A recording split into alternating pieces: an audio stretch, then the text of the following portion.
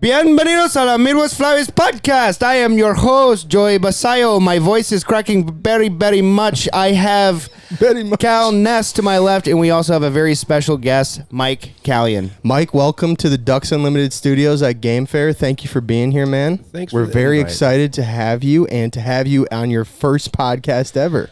I'm so nervous right now. Stop. You're a natural speaker. You'll be totally fine. Have you ever watched the movie Big Daddy?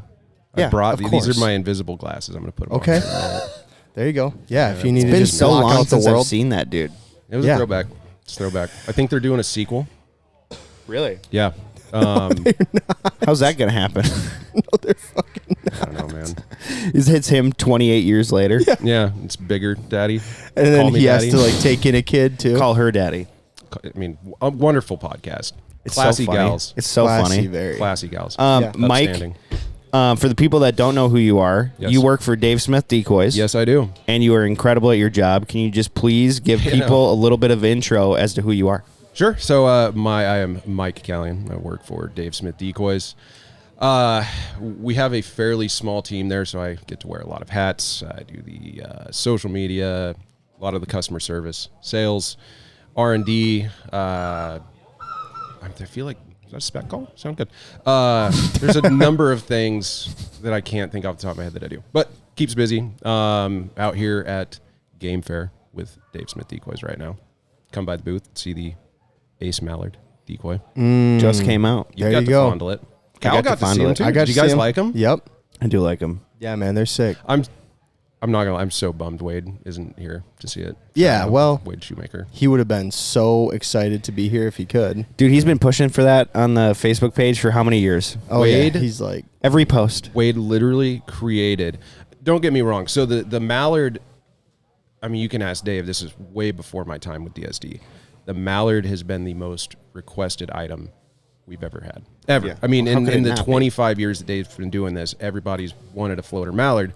But I got to give Wade credit. That dude created like this culture of when's the Mallard coming? When's the Mallard coming? And so we started the project. yeah, And I'm not going to lie, that was so hard to keep secret. totally. So hard to keep secret. It's Yeah. actually weird posting about it. Like, I have PTSD. That's very graceful, by the way. From the times where you wished you could post about it. No, it's crazy, man. Like, so when we have that little fan page on there, and I posted a picture of like shoving a Mallard decoy into my backpack, and Scott was next to me when I posted it, and he's going, "What the? Oh, yeah, well, that's right. We can talk about these now." Yeah. It's been like that. I don't know. We're all cryptic. How many years was it? So we had a Mallard sculpture. The first one, this was 3 years ago. We had a Mallard sculpture. And I'll tell you what, I've never seen Dave so like into a project, man. Yeah. He like, this is his like pride. And I mean, he's obviously knocked it out of the ballpark with all of them, man. Yeah. It's been such a cool project to like be a part of and go hunt over the decoys. And dude, we went hunting for the first time with the prototypes. And it's funny, Dave, he's like, no pictures, can't do anything. Dude was feverishly sick with COVID. Oh, no. Like dying. Not Oh, dying. no. He wasn't But yeah, dying. he of was COVID. like in that a dude bad was spot. sick, man, to the point where I'm like, oh, can't wait to yeah. get home and not feel good. Ended up shooting the first greenhead over him, man. That was just such a cool experience thinking about that. I will remember that for a long time for sure. We've heard a story about Dave Smith beatboxing at a calling contest. I don't know if it was like at a calling contest or if it was a. I wasn't here for it. This is all hearsay, right? Yeah. All right. A lot of these All right. stories today is probably going to be a lot of hearsay. Okay. Might That's be fine. truthful, might be not. I don't remember. I think it might have been like at a DU event, or maybe he was doing a like a presentation or something like that. But I have heard the man say, if he could get one moment back in his life, it was beatboxing on a microphone on stage. I think it was a calling contest, actually. Yeah. What prompted that even? So this might be before your guys' time. Dave did a, I don't know if you've ever heard of it, but this is actually partly how I learned how to goose call. Dave put out a CD. Was it a VHS? I don't know. It eventually was on CD. OG. Yeah, old school, man. It was called The Breakthrough. And he was talking about how to present air into a goose call. And you're using your diaphragm and Yeah. using your voice and things like that. And the dude just broke out into beatboxing. And on the CD, it sounded pretty good, to be honest. He was actually, he was actually pretty decent at it. But yeah, I guess he did that on stage, and I've heard him say, if he could get one moment back. It didn't go over as well as it did on the CD. Yeah. That's unbelievable, That's man. funny. God bless that man. I love that. One of the main reasons I want to get you on the podcast here is because I've been following you on Instagram now for a couple years. Yeah. And you are doing some of the coolest shit that I have ever seen. Like where you are going and fly fishing, like your not obsession, but like how diligent you are about shooting bands and collars and everything. Like I just feel like you're very, very interesting, and I know you have a lot of stories. But I want to talk about the fly fishing first. Yeah, and how dude. it's just like That's my thing, man. You're going to these bays and you're standing on these big rock pillars and there's waves crashing on you, and you're just like throwing a drop line 20 feet deep. Yeah, no, it's fly fishing is absolutely my thing, dude. Like you could probably take waterfowl hunting away from me, and I'd be like, oh, dang it. Fly fishing? No, You'd be pissed. I might, yeah. I'd probably take a shower with my toaster or something like that, man. Yeah, it would be I would be real bummed. Yeah, you wouldn't be the same guy. No, I would be a changed man. Yeah, so like fly fishing in the salt like that, it's kind of crazy. I didn't know. It was something that I actually like didn't explore online or anything like that. I didn't know that you could do it. Yeah. I knew guys were using like swim baits and stuff like that for lingcod and rockfish and stuff like that, and they're just pitching them off these rocks. And I'm like, I got to be able to do that with a fly rod. Yeah. And so I ended up tying like big clouser minnows, things like that. I'm using like a triple density line, winging that shit out there. Yeah. And yeah, man, and they fight so hard. Like those a 1 pound rockfish fights like I don't even know. They fight hard, man. They're a really cool fish, and they taste great. Good fish tacos. Nice. Caveat. I think that's Cal's favorite word. Caveat? Yeah. Caveat. There's certain caveat. I swear I've heard you use that in. It's possible. We have a great vocabulary. It's vast, to be honest. It's I wouldn't shockingly vast. I wouldn't say we, but I have a great vocabulary. Yeah, I agree. Yeah.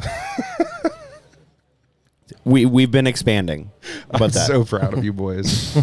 so just coming into your own. No doubt, man. Just feeling it out. Yeah. Anyway, the caveat.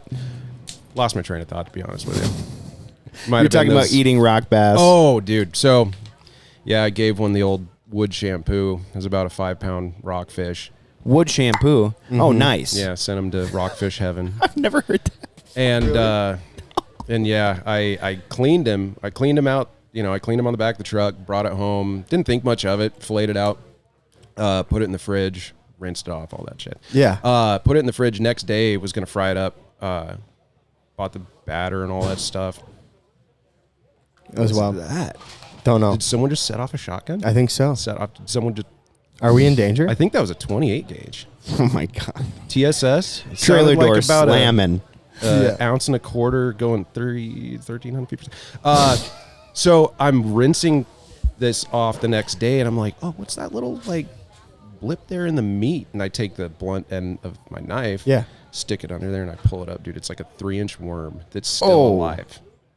Okay, and I pitch that into the sink. I'm like, ooh, that's not appetizing. And I start looking through the meat, dude. Infested with it. No way. Infested with worms. Still live worms. Yeah, absolutely infested with them. So Aziz would be pumped. Oh, my daughter's obsessed with worms. Obsessed with worms. No, like earthworms. you were saying that. You worm? Yeah, she can't stop saying worm. Daddy, we go look for worm? Worm? And she's eating them? She ate a couple, yeah, and it wasn't very cool. Were you guys like on a fishing trip and you're like reaching into the we're can? gardening. Like, where did all these go? We were gardening. Okay. And so she's just like pitching the little shovel in there, and then she sees one move. Worm. It's worm? Okay. And then we're like putting them in her hands, and then she's holding them, and then all of a sudden there's 2 worms missing, and I'm like, say ah. She goes, I'm like, say ah. She's like, I'm like, oh my god. I'm like scooping worm guts out of her mouth. I'm like, that is so gross. It's adorable. Oh yeah. I she's mean, really what a into it. story for when she's in high school and has her boyfriend. Yeah, well, her breath isn't very good, but I don't know why. I'm just. I mean, yeah, it turns out Worms, man. Hell of a deal. Not great for your body, bad for your mouth. You know, I probably could have ate that fish, and that might have been like miracle diet. Maybe I would have got like a tapeworm or something. Yeah, just I could probably lose a couple. They used to prescribe tapeworm in a pill to women in the 40s and 50s. Is that a real thing? Yeah. Really? They would isn't prescribe that them crazy? tapeworm pills Wow. to keep their figure right in the 50s when their husbands would come home and they'd demand a Tom Collins when they got home type of a deal. Mad Men type of stuff. Why wouldn't a guy? It sounds awesome. Yeah, dude. Honey, I'm home. Here's your Tom Sounds awesome Collins, to honey. make sure your wife's eating tapeworms every day.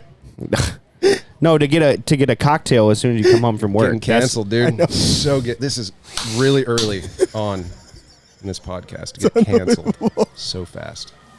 All right, Mike, you've hunted Yes. with a bunch of people. Yeah. Tell me a couple of your favorite people that you've hunted with, man. I will say I have hunted with, I've been blessed with the greatest mentors in the world, right? Yeah.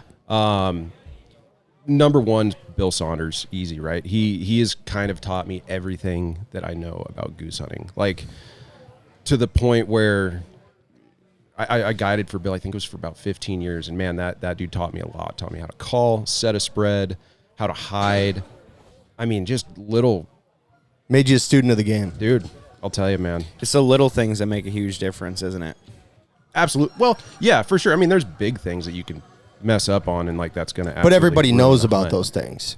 Man, there's little things like how far to park the truck away. Like, there is things that man taught me that he might have been fucking with me a little bit. Sure. Like, You're not I sure where the remember. line gets So drawn?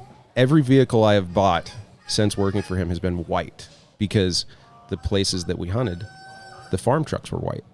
So the geese entering these farms to use the fields see a white vehicle. No They're pressure. used to it. Oh yeah, that's normal. But your client's rig is red, orange, green. Yep. And that dude, I swear I think he got a gray Dodge at one point. So yeah, he might have.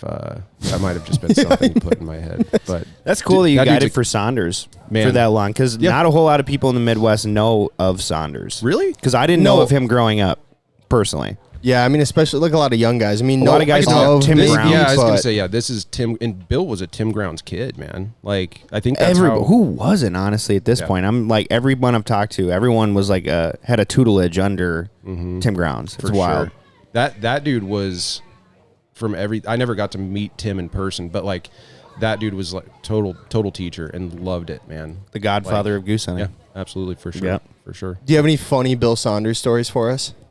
Or any good ones? Remember any good moments with Bill? So you asked me that. I have a lot of, I've got a lot of history with that dude. I'm trying to, there's got to be, I can't tell you when, I was pretty young when I started guiding. Do you remember your for him, first hunt right? with him? Remember the first time you went out and you were guiding with Bill or you were hunting with I Bill? think it was in Canada, maybe. Really? Yeah. Yeah. Do you remember that trip? It was so traumatic. I try to block it out. Yeah, tell us about the trauma. I don't know, man. I think the first time I hunted with Bill, I think was in Saskatchewan, and I remember like I had heard him call before, but the dude was so like, you could literally point to like, hey, that lesser up there, it was like 300 yards and has no interest, like hit him, and Bill, all right, and right in, man, I'm trying to. So he's just a wizard. Yeah, absolute. For That's sure. cool. Completely But- obsessed. The dude likes walleye fishing. It's funny. So like, I think walleye fishing for him is probably like how fly fishing is for me. Like, you could probably take waterfowling away from Bill and he'd be like, dang it. Yeah, that would suck, You know? but yeah, But yeah, if you took walleye fishing, he'd be pissed for sure. really. Yes. And Lori Saunders makes this meal called walleye. I think it's called walleye Allison. Dude, Is that in the oven? I think it's baked. Yeah. Yeah. Yeah. I've had Amazing. that before. Like, maybe best meal I've ever had. Really? It's Wow. It's up there, top 3. Dude, he was telling me the other day, he's like, I finally caught a walleye on the fly rod. And I was like, how big was it? And he's like, it was in the 30s. I'm like, oh my God, it was dude. It was an 11-pound female, and I think it was probably like 31 from That's- what I remember. So it That's was insane. Yeah, it was a crazy deal, dude. I was actually carp fishing. This is when I was living in Eastern Washington. I didn't have trout streams and all the other cool stuff that I get to go do in Oregon, right? It's all Pacific Northwest, but we were fishing on the Columbia River, and it was pretty high. We were actually fishing like this big gravel parking lot that everybody parks in to go salmon fishing later on in the fall. But that water. The water was super high, and it's like a big gravel bar, right?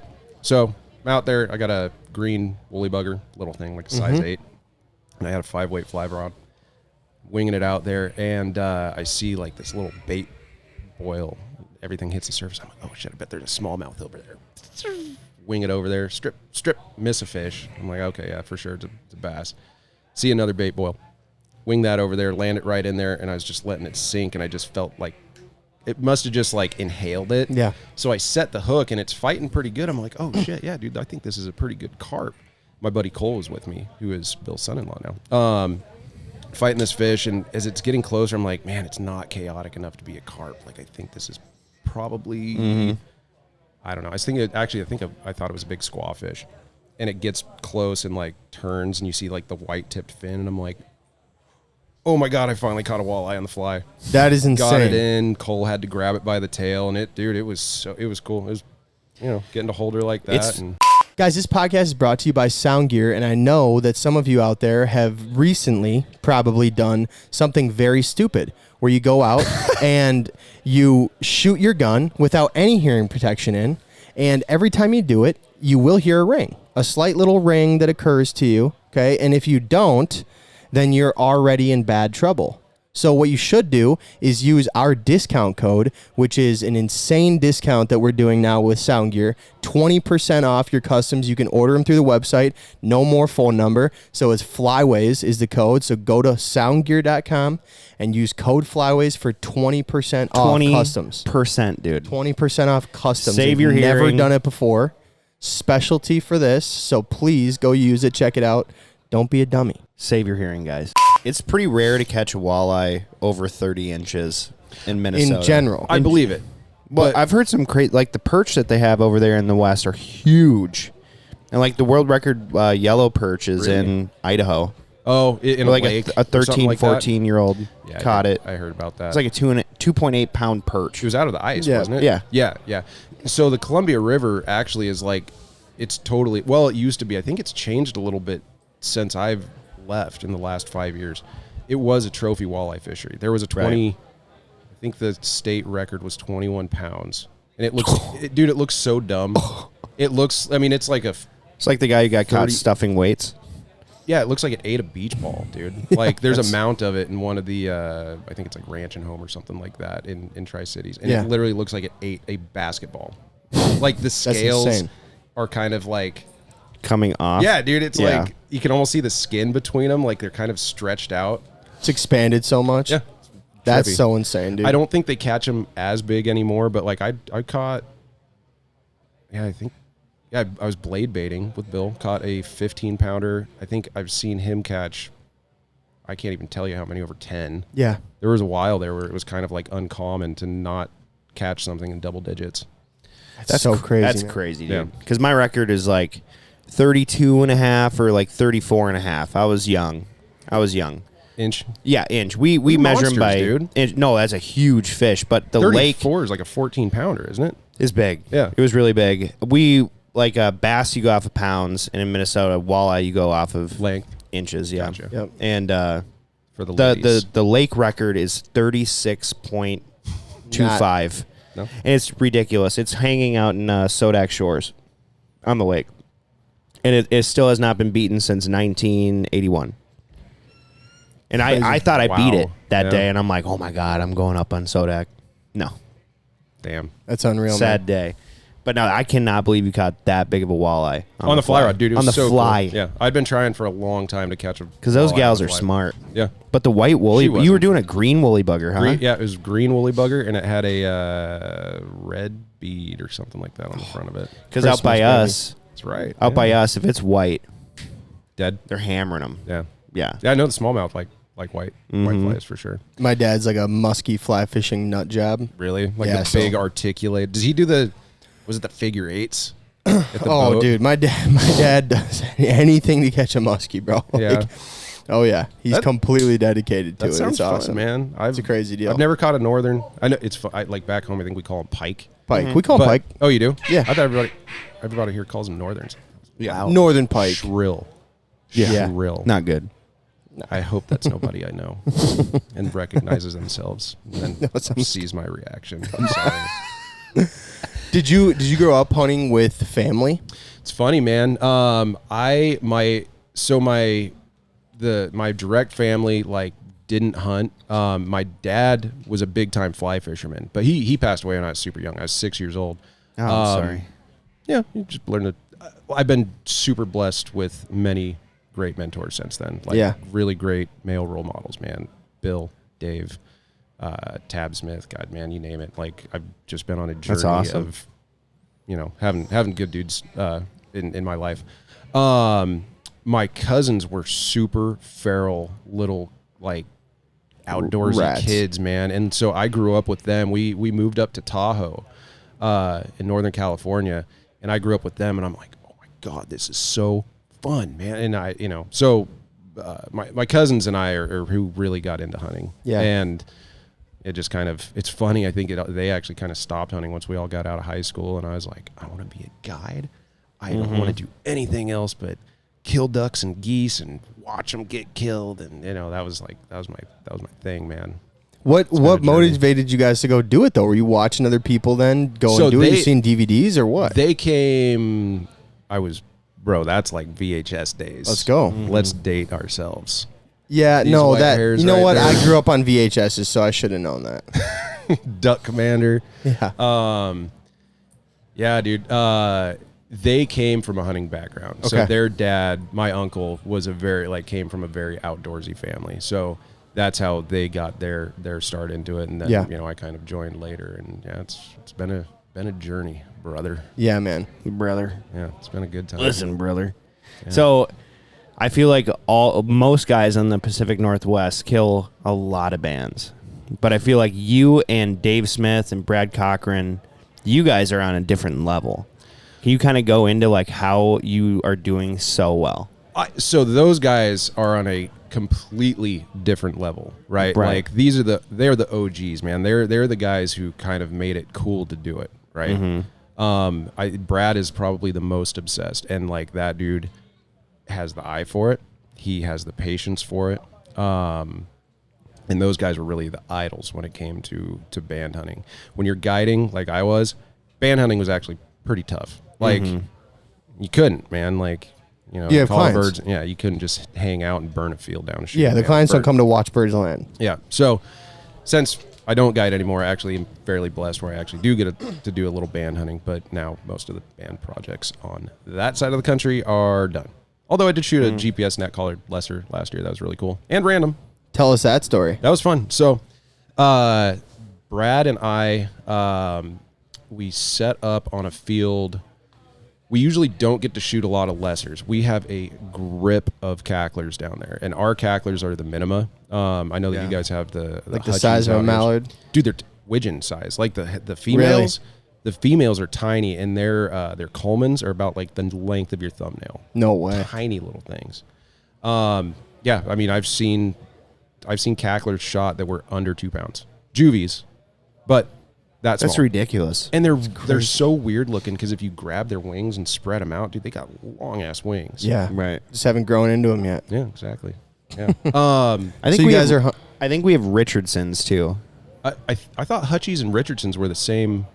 Are they same thing? Aren't they? That just You would shows, probably know, That Mike. goes to show you how much I know. I know That's why you're here. Educate me. Okay, please. Yes. So Hutchie, BH Richardson-y. Yeah, not That great at my Latin sounded names. good, and then you Did it? kind of trailed a little bit. I should have stuck with Just it. stuck with the Stuck to confidence. landing. Yeah. All right, so you're out. You guys are out. You're hunting this field. Right. So we don't get to shoot a lot of lessers. That's kind of an uncommon thing for us, but we found a field that it was a grip of cacklers. It probably had about 4,000 cacklers in it, maybe more than that. And man, I'm trying to think. It probably had about like 30 lessers in it, and they were all in their little family pods. It's really weird out there because the smaller the goose, the less tolerance a bigger goose will have for it. Yeah. But the little geese... Why is that? They're just so aggressive? Or I don't think it's aggressive because like honkers. So our honkers back home will go nocturnal, and it's not because of hunting pressure.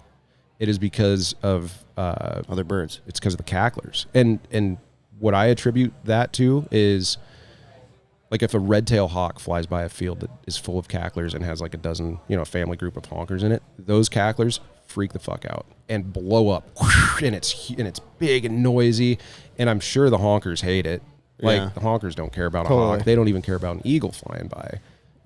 Look at them and watch, but they don't care. And so I just think it's obnoxious for those bigger geese. And it's just so weird, man. Like, those little geese will seek out the big ones, start using that field. The lessers will leave, the honkers will leave, the duskies will leave, and yada, yada, yada. Anyway, long story short, with this hunt, sidetracking, this hunt, there's about 60 lessers in the field. It's like, cool, man, we never get to shoot these things. So we go to the field, set up the next day. It was raining, pissing down rain on us, which is my favorite. No, it's not. Hate it. So it's raining real hard on us, and dude, it was like an hour before shooting, like, because we have to push our carts. We have to push decoy carts into the field. Okay, yeah, you didn't drive in, yeah, and like you have these little pizza cutter tires that are cutting through the mud and everything. Yeah, that. You might as well just fucking carry them on your back. But we're usually running pretty big spreads of these cacklers. Totally. I think that day it wasn't huge. I think we had like 3 dozen and a handful of lessers out. But anyway, we got there early, got set up, and this is like an hour before shooting hours, right? And the geese usually don't fly before that. Sorry. Shout out, Outlaw Beer. Dude, it's like, so it's an hour before, and suddenly we are covered in cacklers. Like, in the dark, screaming everywhere, trying to land in our decoys while we have, headlamps on, everything like that. And it's like, oh, this isn't good. This is like this is the refuge arriving right now, and this is not good. But guys, this podcast is brought to you by Turtle Box. I don't know if you've seen these guys carry around these big speakers that are so loud that are waterproof, brake-proof, everything. Chucked it off of my truck the other day by accident. Totally fine. Totally fine. Floated it in the lake over the 4th of July. Water's popping off the speaker. The thing is so cool. So sick. And if you have 2 at the same party, you can stream the same music through both of them. You can connect them at the same time. So, guys, go check out Turtle Box. They're the best speaker on the market for the outdoor industry. Kind of figured out we'll probably be okay. There's eagles freak them out. They jump around all the time. Dudes are actually out there like hazing them with rifles. Really? Yeah. It's I don't think that there's actual depredation tags that like you can hose a cackler with the rifle out there if you're a farmer, but like hazing them is totally legal because they are depredating the grass. Grass seed is our big industry, our big ag industry out there. So birds land, eventually bump and go to a different field, which is kind of a shitty direction from us for the wind. And we're like, oh man, this is going to be a tough day. But we decided we'd only shoot the lessers. We're going to stick with that. None of the cacklers getting shot. We're only going to shoot the lessers. So throughout the day, decoyed a couple hundred cacklers, couple good 3 flocks, 4 flocks, made it interesting. Yeah. I remember one flock, Brad actually went to go get lunch.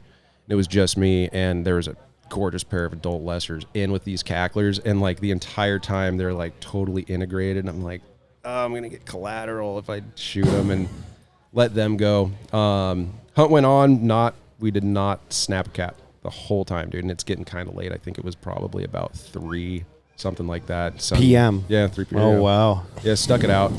And actually had cacklers in the decoys, and suddenly they all like go periscope up, and they're, kind of freaking out, and they boom, blow up, and then land in between the decoys and us.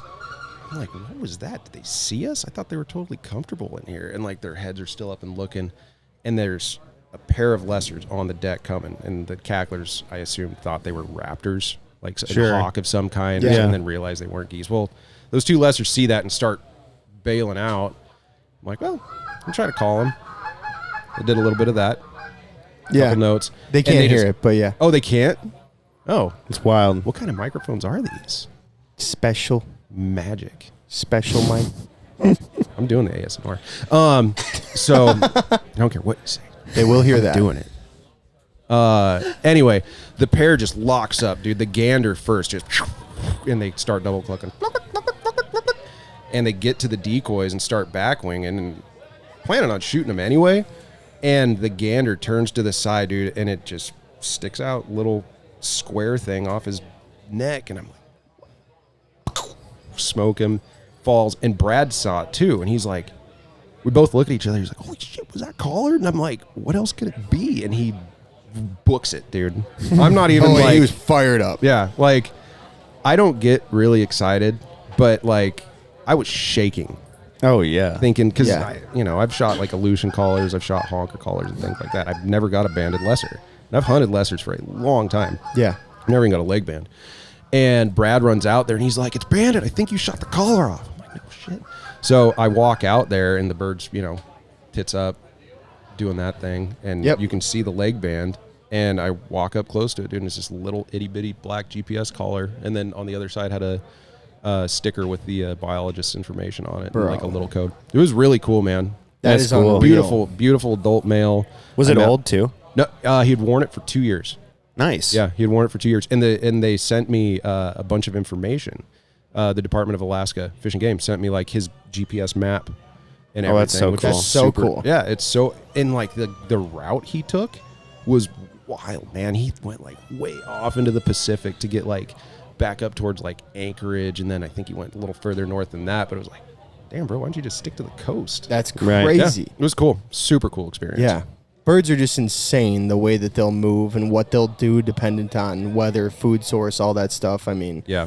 and they'll find it. And it is so weird, too, because, when you are trying to go to a new place and hunt, Yeah. you're looking for opportunity. And a lot of the time, that opportunity is just presented in if there's birds coming in and there's fields they would want to be in. They will find whatever food there is.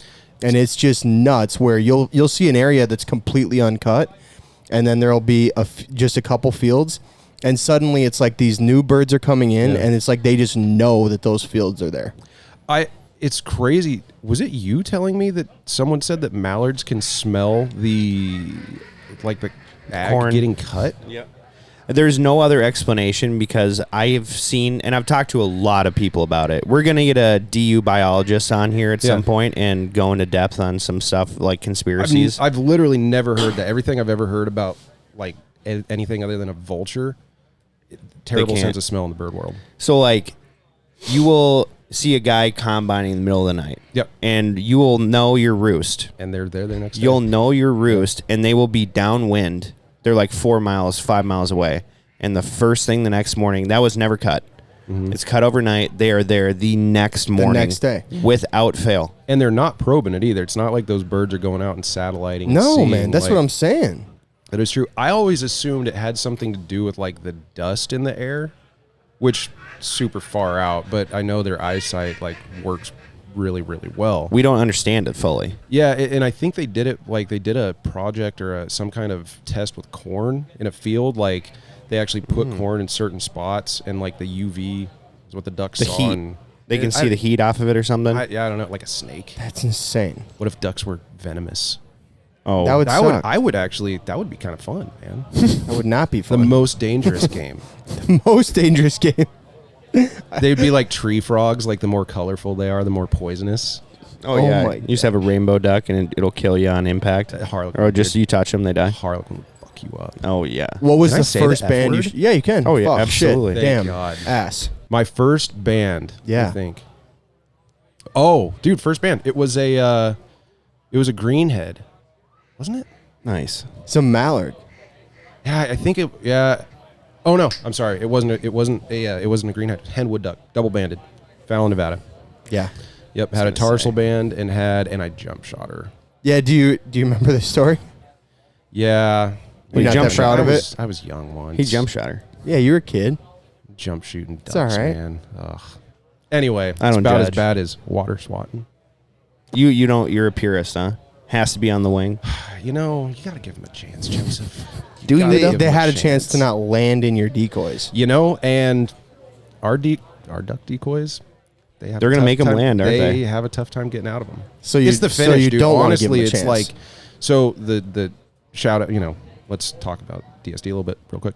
That ace finish on our USA made decoys. It certainly has some kind. It has holding power for sure. I mean, that's why guys band hunt with them. That's why Nick Johnson, uses his giant spread to band hunt. Well, I used them on the golf course. I forget. You know? That was actually a fun video. Thanks. You have a very the technique. Oh, on the swing? Yeah, man. Yeah. You know how hard that was in waders? To like throw your hips into the ball with waders on? It was very difficult. See Alex Yergis's video of me swinging the club last night? No. I hope it's gone I watched you swing it, forever. though. I watched you swing it in person. Did you fall? Live. No, I didn't fall, but oh my, dude, I look dumb. Did you play any terrible sports? out there. Were you a sports guy? I played a little bit I dabbled a little bit of basketball. Yeah, you're pretty tall. But I wasn't any good at it. All I wanted to do was fish and hunt, man. Living in Tahoe, I just wanted, like, we had little creeks and stuff full of brook trout, and so, like, that is what had my attention for Hooked sure. you. And that's why it looks so awkward to swing a golf club. Have you ever had any experiences hunting where you thought you were going to die? I did have an experience with a client's gun going off one time. Yeah, tell us. That was a wild one. So it was super cold. We were actually hunting this. It was a cattle pond, and it was a really good traffic area for ducks. Man, I loved that spot. A different guide service ended up leasing it and building into a big corn complex. But dude, when I hunted it, it was just straight up cow pond. There's nothing in there. There's no reason for the ducks to be in there. Yeah. And they'd like be little dots in the sky, dude, and you just hammer them with the duck call, and it was so fun. Anyway, we were shooting them pretty decent that day, and it was cold. I think it might have been in the negatives. And I remember the dude rolled up, and he had an auto loader, and he had a Benelli Nova. I'm like, why are you bringing two guns? Oh, this, auto gives me problems now and again, and this and that. I'm like, all right, whatever, man. Just, don't be coming up Rambo. Right. Yeah. And so shoot a couple ducks, and I didn't have a dog at the time, so I'm out there retrieving them. And I was out in the water, about waist deep, and hate this already. Suddenly the water explodes right next to me to the point where it like gets me wet. And I still remember this, like the water popped, and like the shot was just after, like, boom, like it was a little quicker than that because I wasn't too far away, but it was a trip. I remember hearing the shot happen after, and like I was so shocked that it happened, and immediately livid, right? Like, holy shit, almost killed me. And my back was turned, and I remember thinking, like, I bet he pass shot a duck and it landed next to me or something like that. And I still was pissed, right? Like, if I'm out of the blind, don't touch the firearms. Totally. Okay? That's in the safety speech in the morning. And then I start thinking, like, did he try to kill a cripple that was getting away, like, right next to me? And I turn around and look into the blind, and this dude is just white, ghost white, dude. He looks like he's about to throw up, and that SA-08's like slaying over the front of the blind. And I'm like, what happened? And he's like, I don't know. He was just sitting there talking to his buddy. His gun was empty. He went 3 out, and he was just reloading it. And, rather than, which we all do, rather than thumbing one into the magazine, with the action was open, he slapped the shell in there and closed it while the barrel was pointing out. Well, I guess I don't know exactly how it happened. He might have just pulled the trigger, but from the action slam set it off. The firing pin stuck. It was frozen. And it punched the primer. Was out. Yeah, it punched the primer when it seated into the barrel. And it went, and I'm still here, and I didn't get tagged by any BBs or anything like that. It was crazy, though. Yeah, that was probably the closest. That's crazy. Yeah, I'm trying to think if I've had any other crazy instances like that. Not really. Guys, this podcast is brought to you by Migra Ammunitions. They are the original stacked load out there. People are always asking, what kind of shot size should I use for ducks, and what kind of shot size should I use for geese? And honestly, we're using a lot of 1.3 stack load and 2.4 stack load. I like to keep it simple, KISS method, and just use one shell for both birds. And honestly, if you're using the shells properly, you're landing those birds, you're getting them within shooting distance, and all of them hit like an absolute hammer. Yeah, the 2.4 is my favorite, and I can shoot it in my 20 or my 12, and I shoot it at geese and ducks all year. All year. So check out Migra. Go to migraammo.com. I started using Dave's probably 7 years ago. Is when I first started hunting over him with like Joe and Nick Johnson. And I noticed a significant difference in how the birds reacted to these decoys. And I'm like, it's not the decoy. It's just like, it was that day. It was the perfect day. Right. And then the more and more that I hunted over him, I'm like, there is a difference, and I don't know what it is. I don't know if it's the anatomy, if it is the paint scale, if it is the ace finish. I don't know. And I was trying to explain it to Cal because he had never hunted over him before. He's like, "There's no difference, dude. There's no difference." And I'm like, "No." Well, yeah, obviously he had never hunted. Dude, you have to say that. Everybody who had never hunted over a DSD would have to say that. I'd turn you into a believer. You know what I'm saying, though? Yeah. Like, naturally, you would have to want to be like, there's no way that these decoys, change that much Have about the how you're magic. hunting. What do you exactly. What do you think the reason is for that, Mike? So, dude, I'm such a bird nerd, and after being around birds, there's a number of things that make our decoys that way, and one of the huge things is anatomy. Like, Dave is the man when it comes to correct anatomy on a bird. Turkeys, our geese, the deer. Like, I don't know shit about deer hunting, but like our posturing buck, right? Like, that's a pretty innovative pose, and it's so effective, man. Like, I've never, like I said, I don't hunt deer, but I've seen all the videos, and those things come in and destroy that thing. Yeah. The finish on those ace decoys is pretty significant, and when I say finish, it's kind of a combination of the paints that we use. They are super dead flat. Super dead flat. And to be honest, like, if we had some, giants, like, the culture here is like, I'm pretty sure we could come to this trade show and just bring giants, and like everybody would still flock to the booth. Oh yeah. There's like this little cultural phenomenon. You're in goose country, bud. I mean, we make more than just giants. I know, but We're in giant country, bud. Yeah, exactly. That's what's up. There you go. That should be a T-shirt. We're in Giants country. We're in giant country. Yeah. Maybe a hat, some Yeah. apparel. I think Scott's done some stuff like that. Home of the Giants. Yeah, that's a pretty cool shirt. Yeah. Or cool logo, whatever you want to call it. Yeah. Cool marketing. I But always love that. you would attribute it more to like anatomy more than anything else, huh? Anatomy and finish. So when it comes to like we have that we nerd out, dude. We have that in-house spectrometer. So we like literally take a goose and like hit it with this. I don't even know how the thing works, man, but it's like super scientific-y, crazy. Like, takes all kind of recordings, tells you exactly which colors are in each feather fiber and everything like that. From there, we're able to apply that into the paints, and the paints that we use are super dead flat. So, I mean, it's between those two things. It's the finish. Sorry, three things. It's the finish, it's the color, and anatomy. Yeah, what made Dave start making the decoys? Like, tell me the origin of that. Because there's obviously a lot of work that went into those. So the first decoy was the lesser, okay, and it was a rester pose, and the reason why Dave made that decoy is because he was hunting in the Willamette Valley. Most of our geese are little. A lot of flies in here. There are some flies in here. This third world. Yeah, look, that's What kind of business are you running here, boys? Yeah, it's If this was a restaurant, it would be a C at best. Is that a roach? Oh my God, dude. Okay. So the only Dave and Brad at the time, but Dave was, obviously the pioneer here. He was hunting the Willamette Valley, and all of the geese in the Willamette Valley that went. Sorry, not all of them. We have like 7 subspecies. Huge majority of them are little bitty things, dude. They're these little cacklers, lessers, tabs. They're all small.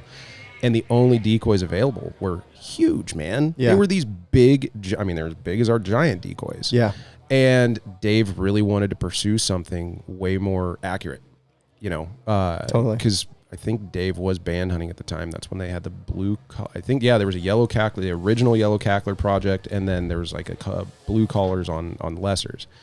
And Dave made it his mission to create a little decoy, and they worked so well. I think Dave was going through check state. This would be a great conversation for Dave, because I think guys were seeing these decoys at check stations because of all the subspecies. We used to have to bring the birds in every time you'd shoot them. Okay. Wow. So like if a dusky got killed, then like there was a quota. Like they would get their tag, their goose card punched, and you couldn't hunt geese for the rest of the year. And then if enough guys in that county killed duskies, like the quota was brought down to 0, then goose hunting would be closed. So that's what the check stations did. It just kept eyes on the duskies. Wow. Because that was a huge concern. That's crazy. So I think guys were seeing these decoys and being like, I need them. I need those. And then that's when Dave, like in I think Dave and Brad were hunting and guiding together, and kind of got sick of guiding, and took off with the decoy business. It's so crazy. That's epic. Yeah, I mean, half the like stuff we hear about in waterfowl just like happens by accident, you know. It's like, It's I was wild, just doing it dude. for me, and then whatever. Yeah, It's pretty crazy. wild. So, one of the coolest things that I think that you've ever told me is that you had a pair of geese. Yeah, dude. That you had, and you told me that you heard the craziest noises ever. And can you just go into the difference of like the male and female and like how they acted and all that stuff? Because it's so interesting to me. So yeah, it was easier to get them than I thought. You had to get there was like a federal permit you had to have for them. It was pretty easy, to be honest. And I found a guy in Utah that was selling Canada geese, large Canada geese. I think they were the Moffatai subspecies. And he had some brand new little yellow goslings, and I drove to Idaho, picked those up, brought them home, raised them. And it was really cool being around them. So like when you're hunting them, or if you watch them in a park and things like that, it's fun. You get to learn a lot, and there's a lot of sounds and stuff. But those two thought they were human. Like they were very... Took on all the traits. I mean, they didn't have opposable thumbs. No. Like eating, raising them, they were very imprinted, right? They were super imprinted. Yeah. And very like attached to me. Like, I'm sure I was mom or Right. whatever. Yeah. Totally. But as they grew up, like all the sounds they would make were really crazy, right? And so like they would, kind of assimilate in the whole like family group thing. And with that, I learned that the female, she makes one sound. Yeah. It's usually buzzier and it's high pitched, and she can inflect it either fast or kind of slow. And then I guess both of them make the. Yeah. But the male is the one that makes all those crazy moans and honks and spit notes and things like that, and is usually the aggressor. And it's funny, like watching them like answer each other because they're so quick. Like the way that The rhythm is just... Yeah, and the female, like if I brought a goose call out and blew it, she'd answer. So like I could actually. It was fun. It was a lot of fun. Holy crap. But anyway, Team calling with your own goose. Yeah, right. Like, but learning their personality, like this is what tripped me out, man. Is like they are smart, and all of them have different personalities and things like that. So like, the male would get aggressive and defensive if like a dog came around or something like that, and so he would make hisses and things like that. Or when wild geese would fly over, they'd turn their heads up and do that like sky look thing, and then both like double cluck. And so like it was pretty easy to apply those sounds to a short read. And while I was guiding, I would like, oh, there's some honkers, and start making those sounds, dude. And it was like cheat codes. Like it. So you would mimic your geese. Yeah, and it would be like, it was wild, dude. There's like this, and I think Scott does it quite a bit. And maybe a slightly different cadence, but like there's this fight note that they do where it's both of them going back and forth. And I was doing this to honkers. It's weird. The little geese aren't as aggressive. Yeah. And I would do this to these honkers, and you could see the adults in these flocks and the pairs of adults and things like that. And their necks would frill up, and they would start making the same sounds In the air. In the air, dude. Like I'd have duck hunters out, and I wouldn't have a goose decoy on the pond or on the little creek we were hunting. And I would do these sounds, dude, and these pairs of geese would get so, it was like turkey hunting, dude. They would get so riled up, they would land in the duck decoys and grab them and bite them and shit like that. Dude. No way. Yeah, it was wild. You can get them super riled up. Do you think you could show me at some point what that note is? Yes. That would be huge. Yes. Because I would love to be able to kill more, or just like fool them more. Yeah, dude. Because I want to know this fight note. Yeah. Yeah. It's something you've probably heard them do many times, but oh my God, is it effective? It's crazy. Would you agree that most goose hunters have it wrong? I've heard this told to me by many people who are better at killing geese than I am, where they say the more aggressive you get when the geese are coming into your spread, the more successful you are. Obviously, there's times and variables, but would you say most of the time, they always tell me, like you watch like geese in a field, you're scouting. Yeah.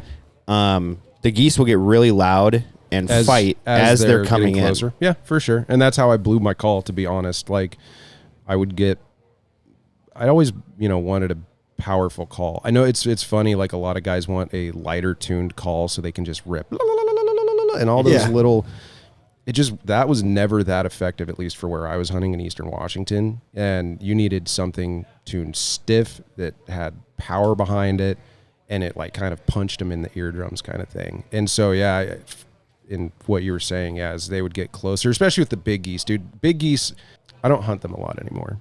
Yeah. Well, you don't like them, right? You could care less. Well, it's just, their aggressiveness is kind of their demise. Where the little guys aren't, man. The little guys don't get that riled up with each other. I think they're actually seeking each other for, like, safety and numbers. But big Canadas, yeah, man. Like, if you're aggressive with them, it definitely turns them fired up. Too, for sure. Dude, one question I had about just having the geese, right? Yeah. So, I mean, how habitual were your geese? In terms of like their schedule, like are they keeping a pretty solid? Oh, dude. Like, do they go to sleep at the same time? Are they like, let's go rest and chill? Are they eating, like, you know what I mean? Yeah, it depended on, just like wild birds. It depended on the weather. But yeah, it's funny you say that about like sleeping, because we had like a mud room. And so I would, when it was time, when, like I had a bunch of chickens and turkeys and stuff like that. And I put everybody in the coop once the day was over so the raccoons didn't get them. And they would just follow me into the mud room and put them in these crates, and then I'd get up at 5. And they were happy to go in the crates. Oh yeah, dude, they'd tuck their heads and that's where they'd sleep. That's unbelievable. Yeah. What do you mean by crates? Literally totes. It was totes. With Rubbermaid totes with holes in it. Yeah. Oh no, they didn't have tops. Oh, okay. There was just like hay in them, because geese poop a lot. Yeah. Oh yeah, real. For sure. Yeah. Though the guy that we had on our podcast with Pablo the goose. Peeps. Oh yeah, Paulo. Yeah, that thing pooped in my basement 6 times. Yeah, and he was in there an hour for and a half. Yeah, it's getting with it, dude. Yeah, that's a lot of poops. That's they do poop a lot. That metabolism. It's quick. Some serious poops. It's quick. It's getting after it. Guys, this podcast is brought to you by Weatherby. We are so excited to announce that we are working on an awesome partnership with Weatherby. We've been shooting the elements for a long time, and they have a brand new gun out now, which is what we've gotten so fired up about. Sorix. The Sorix. It's unreal. Made in Italy. Sorix. Hand painted in the USA. The guns are beautiful. They shoot amazing, shoulders really nicely. We got a chance to test them out last year. Can't say enough good things about them. And they are really working on a ton of awesome R&D to make that gun just continually better and better. And you guys are going to love it. So go check it out, weatherby.com. So, like, you had their wings clipped, right? Yeah, I actually did. Well, were they? I think they were pinioned, but they weren't pinioned great. So, like, pinioning is when they're little, before they're bones all weld together. This is when they're like little baby yellow goslings. They actually like clip it would be the ulna and radius. Yeah. Mm-hmm. Yeah. They would clip that. And so like they'd only have half a wing. Well, these ones, the clip job wasn't super good. So I think they were missing like 2 or 3 primary feathers, and they could still fly super good. Nice. And there was one morning I let them out, and these 2 pricks flew into the middle of the road. And I'm like, okay, you're getting the rest of those primaries cut. Right. So, and it's funny, you have to only cut one, otherwise they can gain like lift and everything like that. So yeah, I did have their wings clipped, and every time they molted, I'd have to like scissor them. That's what I was going to ask too. If you had to keep doing it. Yep. Yeah. That's so cool. Yeah. Yeah, dude, Crazy. they're fun, man. Like if you guys ever get the chance, it's so fun. They're so easy to take care of too. But yeah, it was a good time. Outside of like just learning about them calling, what else would you say was like kind of a surprise or something that you picked up on? Intelligence, dude. Really? Yeah, there's like something behind those eyes. It's Like not memory? just Like, do they have a memory. Like, what do you mean by intelligence? Like, I guess. Like, I remember one day there was the male, the gander. His name was Shug. Shug. Yes. He was mean. He was picking up like hose pieces or something like that, and I told him literally was like voice command kind of things, almost like a dog, right? Like they can pick up on that shit. They're not dumb. I mean, really, they act kind of dumb when you're hunting them, but like one-on-one, yeah, man, they're pretty wildly intelligent. Yeah, that's crazy. Yeah, I was showing my wife this. She's like, "Wow, that Riley's really listening to you." I was like, "She's not understanding what I'm saying. She's understanding the tone." Are we relating your kid to a goose? Dog? Oh, Riley, dog. Yeah, Okay. Riley's my dog. Okay. And you wouldn't have known that though. It's not your fault. because I would say We're gonna hold it against you, but I would say terrible things to the dog, but like instead of saying like, "Oh, you're such a good girl," you know, because that's what I would say when I was praising her, and I'd say like, "You're so dumb and you don't know anything," and she didn't understand. But my wife thought it was the words; it's the tone when it comes to dogs. So it's the same thing with Geese too. Yeah, probably. Yeah, I would say so for sure. But That's so honestly, crazy. I mean, like you like look at parrots and stuff like that. Like, yeah, they're pretty damn smart, man. For sure. There's something behind. Kind of crazy for that little brain in there. What is it, like the size of a walnut? It's something tiny. like that. Yeah, I think. Well, walnut I think is a mallard. I couldn't Brain tell you. size. Anyway, I've always heard pea. I've always heard pea-sized pea? brain for like ducks. Pea-sized No, brain. dude, I did taxidermy for a while. It's actually, you're right. It's probably bigger than a walnut. Dang. Yeah, you have to go in there if you're building stuffers. You have to like Suck it out. by hand Oh my or gosh. mouth. Yeah, well, you don't have to. you know, but it's chose like that. have you ever like siphoned gas Yeah. out of a tank? Yeah, dude, you have to like put a straw in there. Again, Yeah, you don't have to do that, but that's by choice. How many kidding. how many times have you gotten it into your mouth? just kidding. I know he has to be kidding because I'm like, as I'm in the math in my head, I'm like, no, that's not. We have very gullible. military powered suction of things now, so I'm pretty sure military power? grade suction on some of these vacuums nowadays. Oh, all right, the vacuums. I should call her.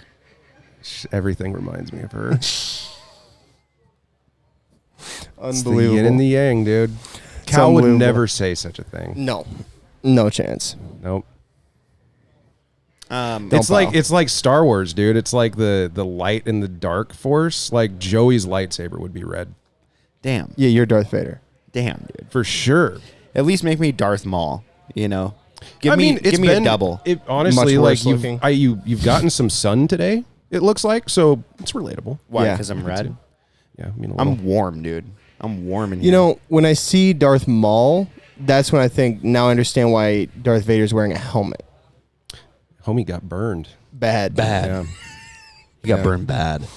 Yeah. Unreal.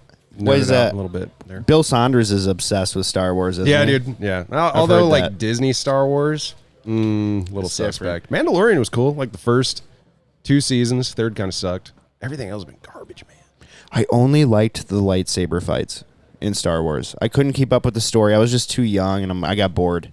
Really? No, but You all the didn't like- lightsaber fights were just unreal. I bet didn't- you I watched all of them 1,000 times. You didn't like Luke kissing his sister? So that was what I was going to say. The part that got me to be like, what's going on here? Why is this still That's a what got popular you into show? Star Wars? Luke Not into it. smooching on his. That's what got me out of it.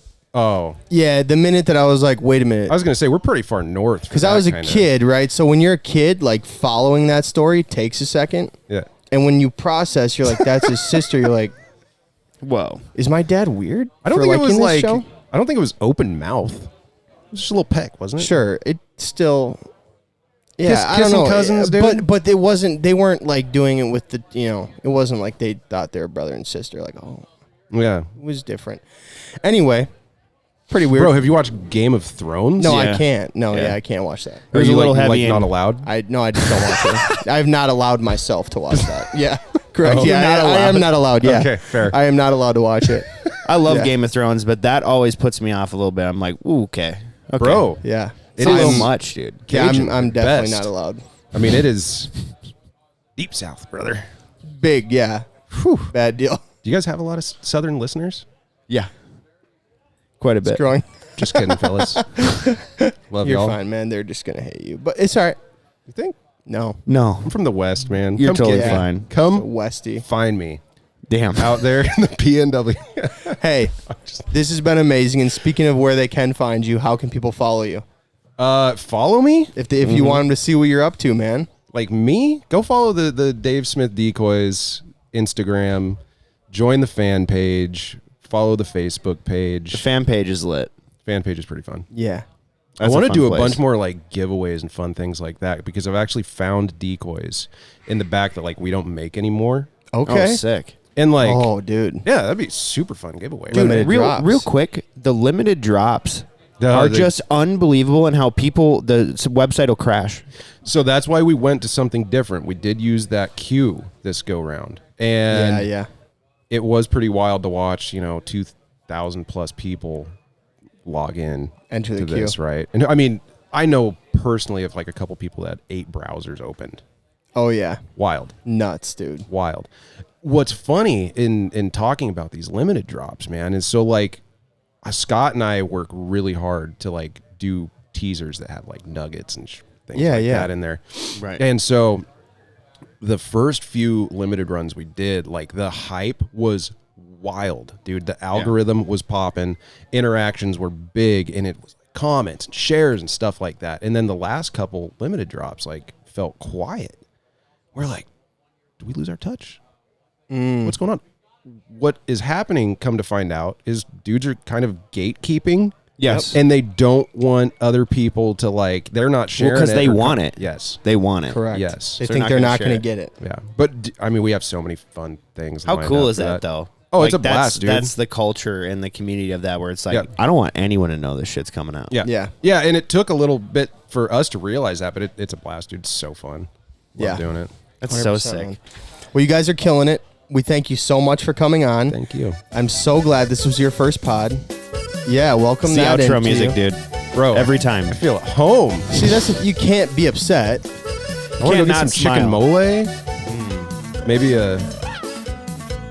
You're just I going don't to get know, hungry now. Yeah, you're right. Dude, Last I'm night a huge... was so fun, by the way. Thank you, boys. Dude, You're thanks so for coming. welcome. That was a blast. Big tamale fan. Yeah, that's what I was going. That's what I was thinking. Dude, of, tamales are so good. Yeah. But gonna I kill when I this first fly. started doing it, I thought you had to eat the husk.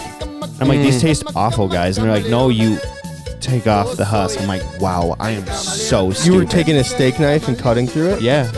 You weren't just like I didn't realize you didn't like peel it. I was just like ripping and gripping. the corn husk. Yeah. You thought was part of the meal. Oh, yeah, that's what I was saying. He took a steak knife. Brother is getting his fiber on. Well, and son. and I work with so many Latin Americans, just like Honduras, Guatemalan, El Salvadorian, and they'd be like, Joey, here's a tamale. Yeah. I'm like, I don't like them. And they would get so upset. And so now I'm like, I have to eat them. And they're like, no, you have to unpeel the husk. I'm like, oh my God. And it was a whole new world. I felt like a Jasmine. I felt like I was on a magic carpet. Is it an Aladdin reference? Oh, yeah, dude. Wild. Oh, yeah, I'll sing the whole song to you. Not on the podcast. Bet, Whatever. okay. All right. But, I'll show you the goose calls. You sing me. Yeah. Yes. This will work. Good Yes. trade. I'll do the Aladdin parts if you do the Jasmine parts. Oh, easy. Okay. Easy. Unreal. Love it. So easy. Cal, you could be the genie. I will be nobody for that. He'll be the guy. carpet. No chance. I won't know any of those lyrics, but Mike, thank you, man. Thank you. Thank you for coming, Thank you, dude. boys. Appreciate it. Hey, This was a blast. one more thing, by the Yeah. way. Yeah, one more thing.